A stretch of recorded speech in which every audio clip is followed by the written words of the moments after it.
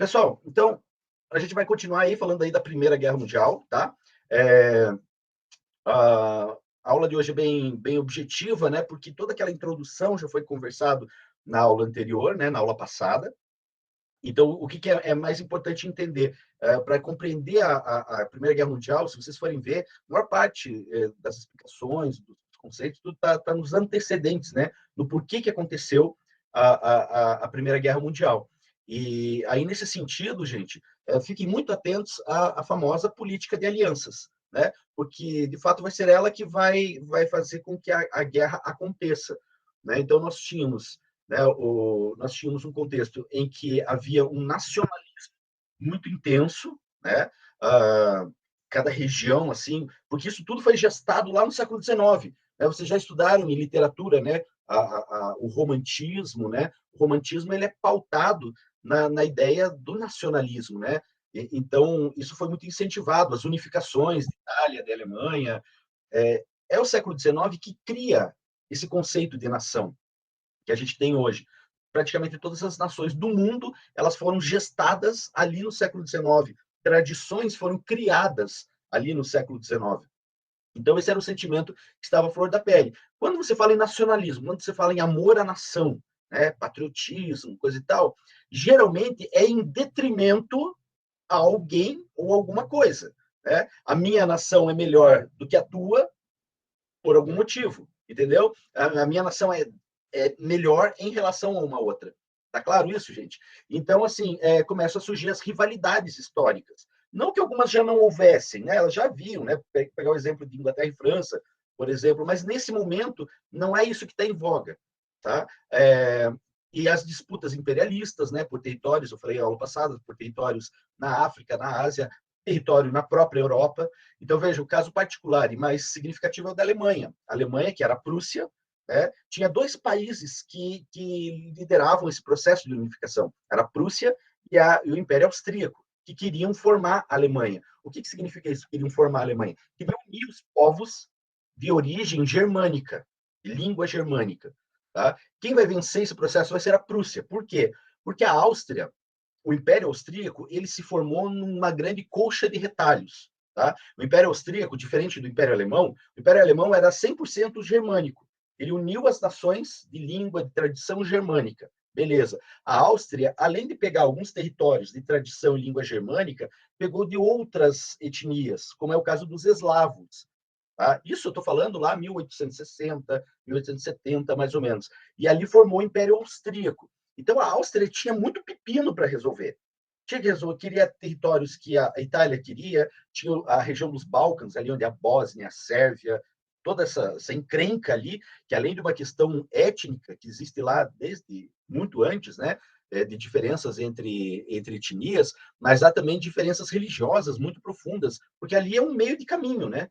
Ali é um meio de caminho entre o Oriente e o Ocidente, né? Então ali você tem conflitos religiosos muito intensos também, você tem cristão católico, tem cristão protestante, você tem ortodoxo, você tem muçulmano ali. Então pense o barril de pólvora que é essa região ali ao sul do Império Austro-Húngaro. Daqui a pouco eu vou colocar o mapa aí para vocês vão dar uma lembradinha aí do território. Mas a Áustria tinha tudo isso para administrar. Tá? Então, nesse caso, o que aconteceu? A Prússia saiu como vencedora, né? Ocupou e liderou o processo de unificação da Alemanha. A Alemanha, como eu falei aula passada, nasceu grande, gigante, forte, né? Forte concorrente industrial da Inglaterra.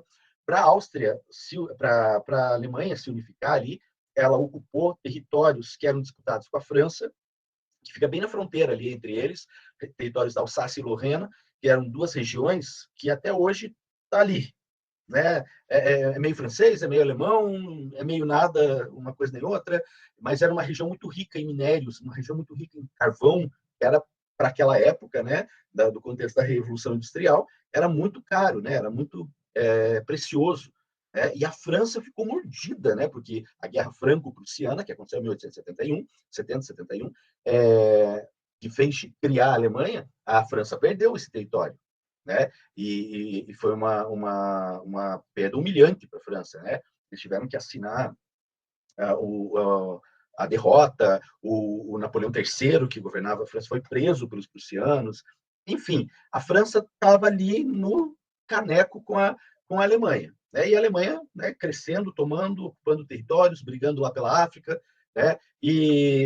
Mas a guerra não começa, incrivelmente, não começa com a Alemanha. Né? Napoleão, exatamente, Luiz Bonaparte, o sobrinho do Napoleão. Eu não vi, desculpa, não vi quem perguntou, tá? Mas a resposta é isso mesmo, Napoleão III, Luiz Bonaparte. O Luiz Napoleão, ele adotou o nome do tio. Então, começa a se formar, a forjar políticas de aliança. Né? Como eu falei para vocês, havia aquele clima de paz armada. Né? Uma guerra estava para acontecer, só faltava um motivo. Né? Então, essas nações industrializadas trataram de se armar, se equipar. Né? E também fazer alianças. Então, as alianças, muitas delas, elas acontecem antes do século XX, já no finalzinho do século XIX. Né? Então, a Alemanha vai fazer uma aliança com a Áustria, a Hungria, vai ter ali uma aliança com a Itália, uma aliança muito frágil. Né? A França e a Inglaterra, por sua vez, vão se aliar, né? Vão chamar a Rússia e vão falar: ó, a Alemanha está crescendo aí, vamos dar um jeito de segurar a onda, a gente segura aqui no Ocidente e vocês seguram aí no Oriente. Fechou? A Rússia, deixa com a gente, se é para dar porrada, é com a gente mesmo. Né? Então, vamos nessa. E aí formaram as políticas de aliança. E a guerra, ela começa, propriamente dita, exatamente quando, né, a Áustria, tentando resolver esses problemas diplomáticos que eles tinham, né, que eu comentei com vocês, mas está teimoso aqui, o príncipe herdeiro do trono austríaco vai até a região da Sérvia, que era uma região que fervilhava ali. Tinha muitos grupos opositores a essa dominação da Áustria, né? Até porque os sérvios eles têm etnia eslava. Né? Então, eles não aceitavam se submeter ao Império Germânico, que era o austríaco. Né? Então, havia muita resistência. Né? Então, daí o príncipe herdeiro chegou lá para o imperador, para o pai, né? E falou: seguinte, eu vou até a Sérvia, né? Quero mostrar para o mundo que está tudo bem, que a gente está controlando tudo, que está tudo certinho. Eu tenho certeza que você vai para lá, ó, lá está perigoso. Não, fica sossegado que eu vou lá. E aí o Francisco Ferdinando, né, ou Franz Ferdinand, né, não a banda, mas no caso o príncipe herdeiro do trono austríaco, ele vai fazer uma visita junto com a sua esposa, que por sinal estava grávida, né, e ele vai fazer uma visita, né, à capital da Sérvia, Sarajevo, né, chega lá e é recebido pelo prefeito da cidade, tal, tal, tal. Só que uma organização terrorista, uma das várias, inclusive esse conceito que nós temos hoje moderno, terrorismo, nasceu nessa região dos Balcãs. Né? Não é coisa de árabe, diferente do que a gente imagina. Outro dia eu falo alguma coisa com vocês só sobre o terrorismo. É bem interessante. Mas essa região ali tinha vários grupos terroristas e havia uma organização conhecida, lógico, traduzindo, fazendo uma tradução meio tosca, assim, né? Tinha o nome de Mão Negra. Essa organização ela era em prol, né, da libertação da Sérvia, e eles eram extremamente simpáticos à Rússia, né? Porque eles falaram: você tem que pertencer a algum império que a gente pertence pelo menos para o russo, né? Que eles são eslavos como nós. E aí o fato é que acontece um ato terrorista contra o Franz Ferdinand e a sua esposa, eles são assassinados, né, em carro aberto, né? O cara também facilitou, né? Ele já tinha, no mesmo dia, ele já tinha escapado de 2 atentados no mesmo dia, tá? E aí os 2 atentados não deram certo, e aí o terceiro deu certo. Na frente da prefeitura, eles foram alvejados, né, de tiros por esse rapaz aqui simpático, Gavrilo Príncipe, né? Ele era um dos que foram convocados, né, para fazer esse atentado, mas até aí tudo bem, até aí é um problema, digamos assim, local. O que acontece é o seguinte: diante dessa situação, né, chocou o mundo, né, a imperatriz Sofia, ela estava grávida, tudo mais, o imperador austríaco falou o seguinte: prenderam o Gavrilo Príncipe, inclusive, estava preso, né, e o imperador falou: manda ele aqui para a Áustria, né, manda aqui para a capital, que ele vai ser julgado aqui. E os sérvios, né, o governo sérvio, falou: não, o problema aconteceu aqui, a gente resolve aqui. E o imperador falou: não, ele matou meu filho, vocês fazem parte do império e o problema vai ser resolvido aqui.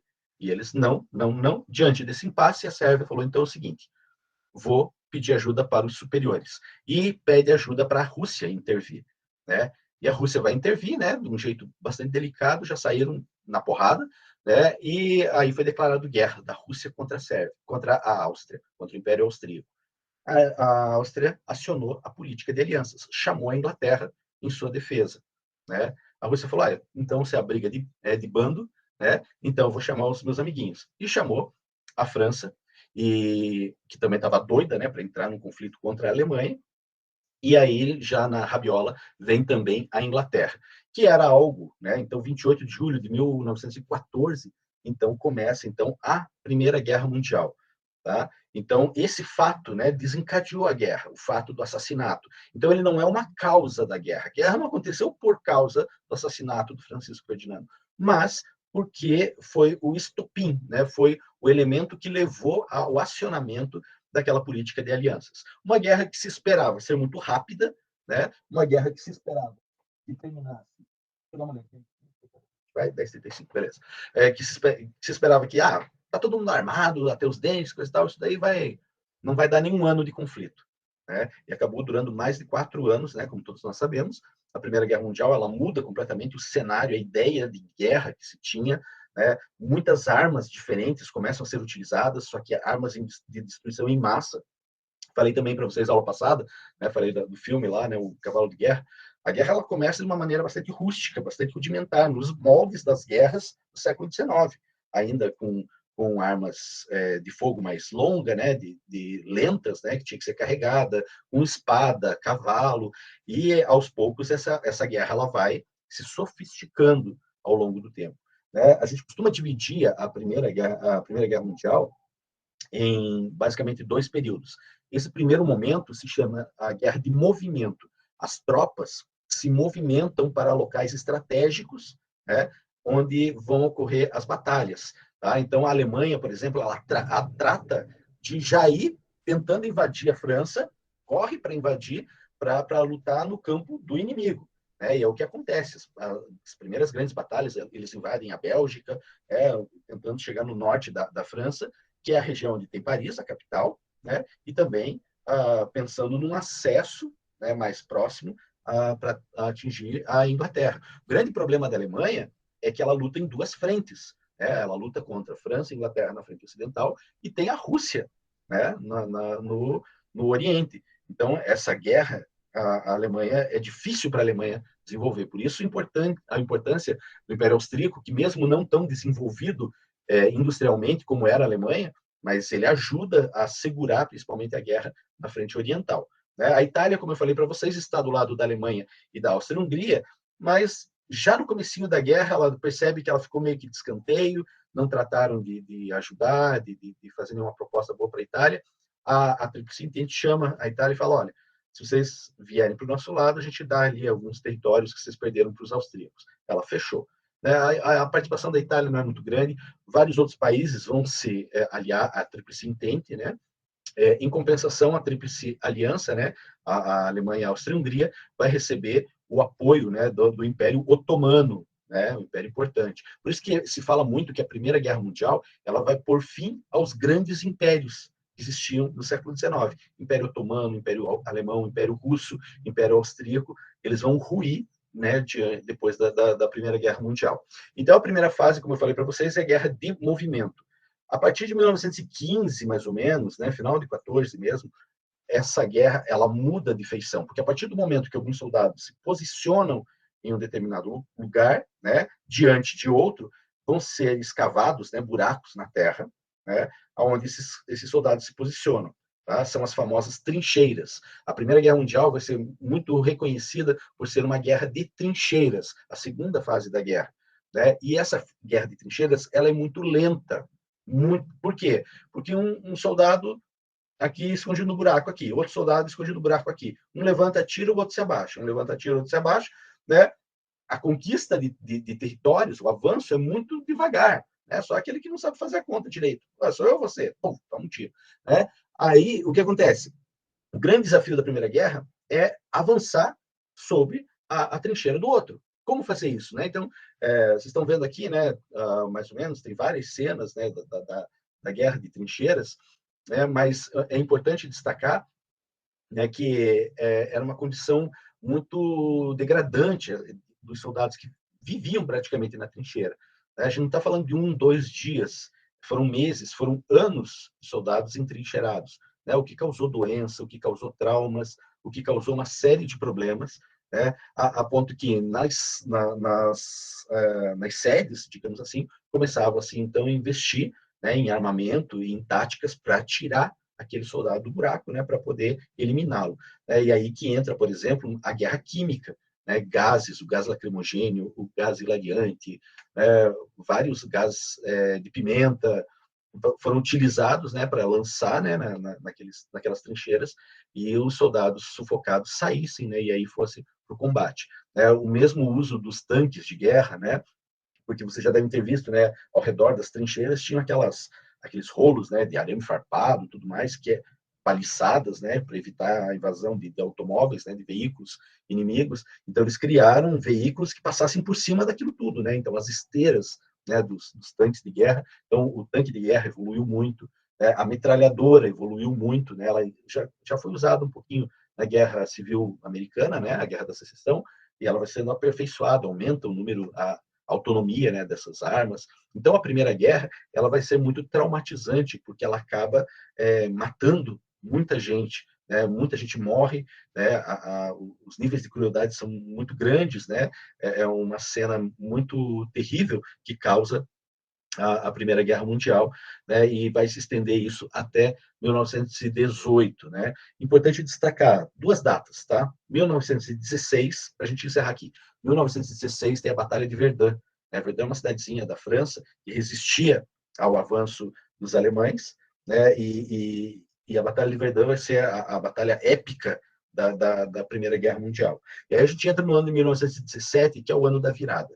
Tá? 1917, a Rússia sai da guerra, né, entra em processo revolucionário, que a gente vai falar aí na sequência, né, mas sai a Rússia, mas entra os Estados Unidos, né, depois de ter descoberto lá o telegrama Zimmermann. O telegrama Zimmermann denunciava um contato entre os alemães e os mexicanos, apoiando uma invasão do México aos Estados Unidos.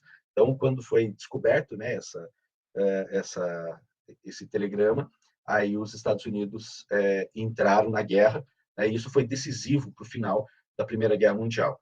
Então, os Estados Unidos entram com um contingente muito grande, com armas novas, sofisticadas, um exército descansado, um exército que lutava fora de casa. Tudo isso fazia grande diferença e fez com que a Tríplice Entente, né, Inglaterra, França, né, e agora Estados Unidos, né, também, Brasil entrou ao lado da Tríplice Entente, Romênia, Japão, né, então vários países ali já estavam aliados e vão para cima da Alemanha, do Império Austríaco, do Império Otomano, e vencem, né, a Primeira Guerra Mundial. Né, o Império Alemão se vê sem muita saída, pede o armistício. Gravem isso, tá? O armistício é mais ou menos, quando a gente brinca de pega-pega, o pique.